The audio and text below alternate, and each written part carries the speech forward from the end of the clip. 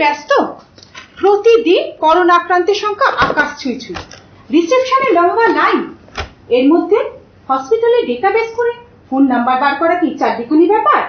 হাতিপাতি শহর তো নয়, একেবারে নিয়মিত। তবে হাল ছাড়িনি বন্ধু, আমরা পেরেছি। মোটে সময় নেই, এক্ষুনি টাইম ডিফারেন্সটা ম্যাচ করতে না পারলে কত কাজ, কত যে কাজ। ও, আমি নীলিমা, এই হাসপাতালের হেড নার্স। এক্ষুনি 12, 13, 14 নম্বর ওয়ার্ডে সুপারভিশনে যেতে হবে। আজ চলি। বাপরে বাপ, দিচ্ছিলে এক্ষুনি মাথাটা ফাঁকি। তোমাদের যে কিসের এত তারা বুঝি না বাপু। এক্সট্রিমলি সরি আশাদি, আসলে লাঞ্চ ব্রেকের আগে সময়টা বোঝেনি তো।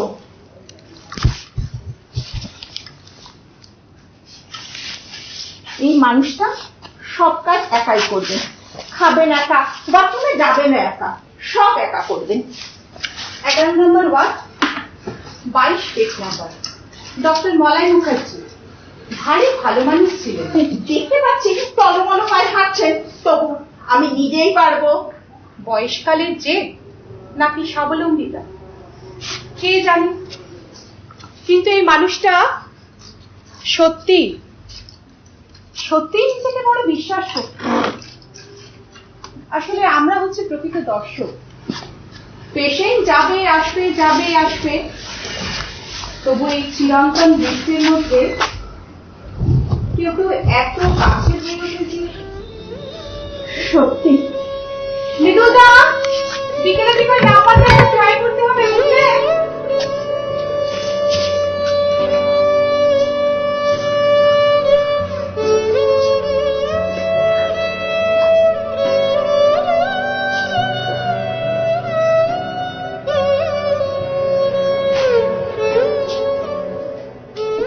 সম্বিত, আমার ছেলে মিউনিকের গভর্নমেন্ট হাসপাতালের ডাক্তার।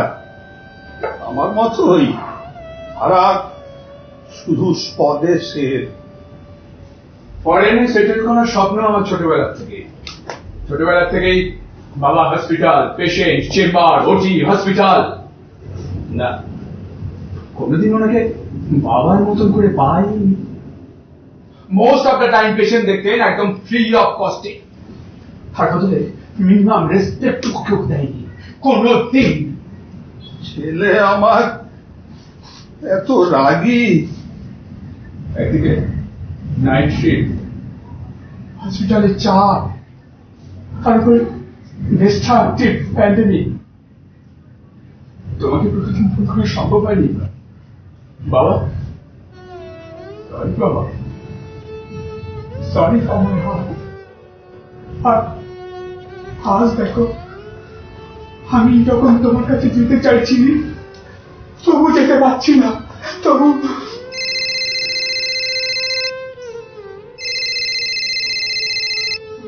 হ্যালো, মিস্টার সম্বিত মুখার্জি। আপনাকে বোধহয় আবার বিরক্ত করলাম। না না, বলুন। ডক্টর মুখার্জি কোয়ারেন্টাইনে থাকার সময় আপনার জন্য একটা মেল। হ্যাঁ, আপনার আইডিটা না থাকায়। আচ্ছা, অসুবিধা না হলে দয়া করে একবার মেলটা করে শুনুন। ডক্টর মুখার্জি তখন খুব অসুস্থ, হসপিটালের বেডে। উনি বলছিলেন, আর আমি আশা করি সম্বিত এই চিঠি তোমার কাছে পৌঁছবে। আমি জানি প্রচুর আক্ষেপ অভিযোগ জমিয়ে রেখেছে এতদিন ধরে। এ মানুষটা কাজ পাগল, পরিবারকে মোটেই সময় দেয় না। কি তাই তো? অগত্যা আইসোলেটেড হতেই হলো আমায়। সোশ্যাল ডিস্টেন্সিং বলুন। কিন্তু তুমি যদি তোমার বাবাকে এতটুকু চিড়ে থাকো, তাহলে নিশ্চয়ই জানবে বাবা কোনোদিন তোমার ডানা দুটো ছেপে দেননি, বরং ডানায় আরো বেশি করে ভরে দিয়েছেন পুরাণ শক্তি। এখানে আশু আমাকে বহাল তবিয়তেই রেখেছিল। খাওয়ার অনিয়ম হলে সে কি বকুনি। একবার আশুর খবর নেবে সম্বিত। ছেলেটা যে আমাকে ভীষণ ভালোবাসে। তারপর হঠাৎ একদিন জ্বর এলো, সামান্যই মাথাটা ধরেছিল, বারান্দায় বসে একটু হাওয়া খাচ্ছি। সামনের বাড়ির হালদার বাবুকে তোমার মনে আছে না? দেখা মাত্রই এক ঝাঁক প্রশ্ন করে বসলেন, বাড়িতে পেশেন্ট দেখছি কেন? না জানি কার শরীরে ভাইরাস আছে, এতে গোটা পাড়াটা সংক্রমিত হবে, হেন তেন আরো কত কি। ততক্ষণে ভাইরাস আমাকে বেশ কাবু করে ফেলেছে। টের পেলাম জ্বর বাড়ছে, কিন্তু সম্বিত, আমি যে ডাক্তার হয়ে এই মহামারীর সময় পিছিয়ে আসতে পারি। তাছাড়া তুমিও তো জানো আমাদের ধর্ম, বর্ণ, জাত পাত কিচ্ছু নেই। অথচ হালদার বাবুকে বোঝানোর আগেই কেমন কাহিল হয়ে পড়লাম। পরের দিন আসুর থেকে গোটা পাড়ায় খবর উঠে গেল আমার জ্বর এসেছে। আশু আদবেই মাটির মানুষ, এই সময় পালিয়ে না গিয়ে আমাকে হাসপাতালে ভর্তি করতে ছুটে এলো। পাগল একটা।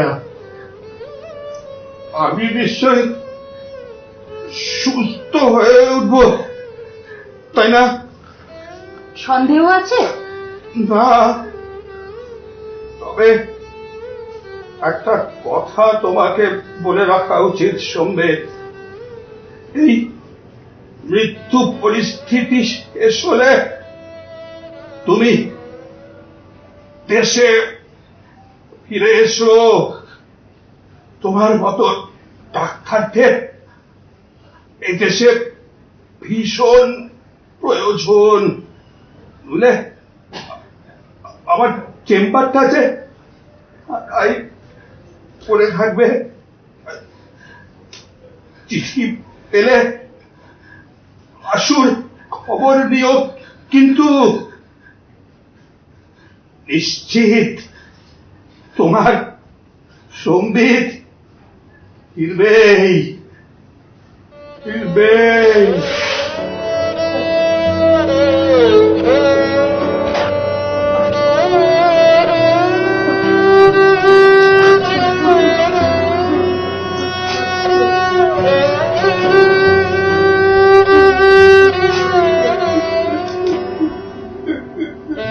আলবাত ফিরবে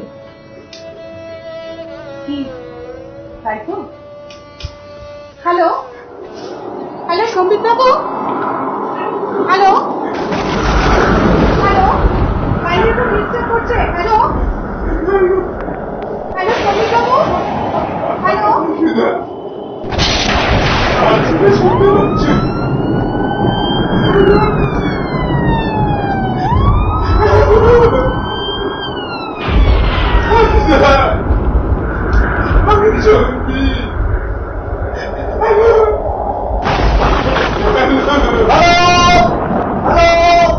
কে বলছে? আরে কিচ্ছু শোনা যাচ্ছে না। এখানে বড়বাবু চেম্বারে জানলা ভেঙে উড় করে জল ঢুকছে, আমফানের ঝড় উঠেছে।